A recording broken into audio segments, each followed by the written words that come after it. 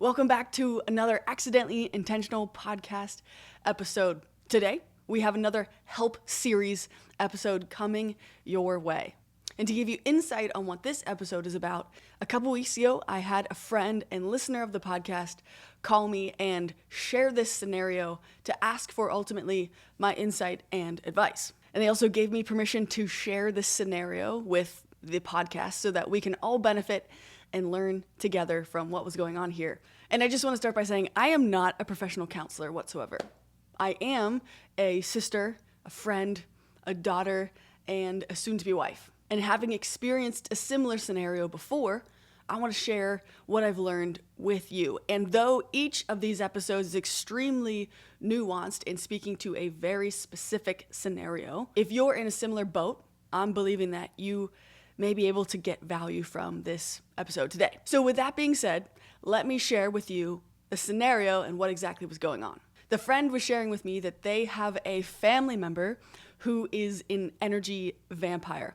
Now, a couple episodes back in the Help, I Feel Like My Friendships Are Falling Apart, What Do I Do episode, I shared and outlined what an energy vampire was. So if you're watching on YouTube, click up here and you can see that episode and then head right back here. By the way, we have a YouTube channel in case you didn't know. Okay, just a quick plug there. So they were sharing with me that a family member is an energy vampire. And by the way, I did not come up with the term energy vampire. I do want to state that. I'm not sure who to give credit to, but I've definitely heard it before. So just so you know, didn't come from me, but it's helpful here. And having family members and people that you're close to and love deeply and live in proximity with makes this extra tricky and difficult because energy vampires suck the life out of you. But there was a little bit more nuance to this scenario in which this specific family member truly believes that they aren't loved, and as a result their actions create tension for everyone that they live with. And the friend shared with me that they feel like they're on pins and needles just living in the same space with them. So that was the context I got, and I said, that's so hard. What do you want to do about that? And the friend shared with me, I want to be able to have a conversation with this family member with the end goal of them knowing that I truly care about them and I don't want our relationship to look the way that it does right now because it's creating tension for everyone and no one is living at peace. And I said, well, I think that's a really great goal to have through a conversation. So what I'm about to share with you is everything that I discussed with this friend in order to help them prepare to have a conversation with this family member. And before I even discussed with this friend what my insight would be on how to best frame and have this conversation, I first wanted to speak directly to the friend. So here's what I said. There's 3 parts to it. The first part is because faith is something that guides my steps and their steps as well. I said, I think it's important for you to go on a walk and just pray that your heart is in the right place and that you come with peace into this conversation. And if faith is not something that's important to you, then no matter what, it's important to come in with a posture of learning, humility, and being able to do this in a civil and peaceful way. So you want to find something that can help you get to that place mentally. Part 2 was I asked, have you self-reflected to think through any ways that you could have done something wrong or gotten something wrong in this relationship to cause the tension and friction that's currently there? And I was asking not for me to hear it, but really to make sure that this friend had already been thinking through that and wasn't just pointing the finger at the family member, because that obviously won't be productive. The friend went on to share with me that they're sure that they've done something wrong and they can think of a couple small things, but nothing that in their mind would cause the tension and friction and disconnect with this family member that they're currently experiencing. And that they admitted they might be missing something and that they wanted to hear what that would be, which I thought was excellent. And then part 3 was I asked them, in your mind, what is the worst thing that can happen by having this conversation with the family member? Now, obviously, my goal of saying that was not to create more fear, but to actually accept a reality that could be in front of them. And the friend responded that the worst case scenario in their mind would be hearing from the family member that they don't care about how they feel and that what they're saying isn't valid, which ultimately would give them that feeling of being dismissed. And I responded with, well, that's how you feel already, right? So if that's the case, then I don't think you have anything to lose by having this conversation.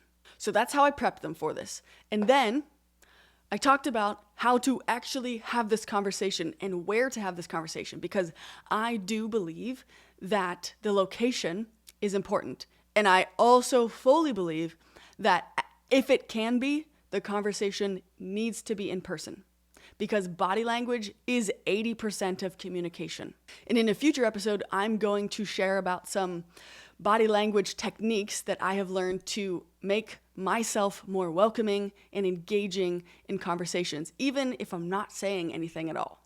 And so I said, for location, because it's a family member, let's get them out of the house and take them to a restaurant where it is a neutral zone, which is something that I've learned from my friend, Dr. John Deloney, who's also been on the podcast. I'll link it in the show notes. So I said, okay, going into this conversation, body language, tone, and the location are very important. So go out of the house. And I said that coming into this conversation, how you are sitting is actually very important. Because if you have your arms crossed, the family member is going to feel that you're already closed off and in a defensive position. So open your body and let your hands sit open on the table, as if you want to share and want to receive at the same time. And I said, if you're the one planning this conversation, then it's on you to be the first person to speak when you get to the restaurant, to let them know, hey, here's why we're here today. And so I said to the friend that I think a great starting point for this conversation, once you sit down, is say, hey, the reason we're here today is because I don't like where our relationship currently is at. And I've been gathering based on our interactions that you don't either. And so I really wanted to come here today, and I want to chat with you about what we want our relationship to actually look like and what I can do better. That phrasing or something very similar to it is important, because you want to make sure that the other person doesn't feel threatened, obviously, and feel like they're being dismissed. And you want to give validity to what they're about to say. So by opening the floor like that, you're putting yourself in a stance of, hey, I want to hear all of it, the good, bad, and the ugly, so that I know how I can move forward with you from this point. So I said, after that, I think it would be important to ask, what makes you feel most loved? What am I doing wrong? And what am I missing to not make you feel that way? Because obviously I want you to feel loved because I do love you. And if they do respond, then that's your opportunity to lean in and listen to what they have to say. Do not defend any of your actions. That's not the time for it. Just hear them. And at this point in the conversation, after we had discussed some great questions to open a dialogue, the friend then starts to tell me, well, actually, now that you're saying this, I'm starting to notice and feel how my body would react in this conversation. And I'm already feeling myself wanting to start to defend things. And they went on to say, I'm starting to notice behavioral patterns inside myself that I don't want. And it's learned behavior and what I've picked up from my childhood. And I was like, wow, that's amazing self-awareness to realize that now, and how great that we're able to have this conversation to prep for this, so that the tendency that the friend felt like they had to dismiss, shut down, or defend their actions could actually be worked through before going to that conversation. And just being honest, that is a piece that I continue to work through in myself as well, of being able to just be open-handed and receive feedback. So if you heard that and you're like, oh, that's kind of me too, that's great that you notice it, and we can work together on improving that. And so right after they shared that, we discussed therapy and the ability to self-reflect as well, and its importance. And if you've listened to this podcast before, you know that I'm a huge proponent of therapy. I have been changed forever by it, and I recommend it to everyone, but not for the standpoint of trying to figure out what's wrong with you or feeling like you're broken, as much as trying to understand yourself better. Because therapy is not a place to be like, this is what's wrong with the world, as much as it's a place for you to work on becoming the best version of you. And when we were talking about that, the friend said, man, I wish this family member went to therapy. I said, yeah, I get it. But ultimately, the wishing's doing nothing, because the only person you can change is yourself. And you, friend, need to make sure that you are well, because you won't be able to obtain wellness from this family member. So you don't want to put yourself in a position where you're dependent upon the people in your life to make sure that you're balanced. They agreed, and they said that they wanted to make therapy a priority as soon as we got off the phone. So I thought that was a really cool opportunity right there.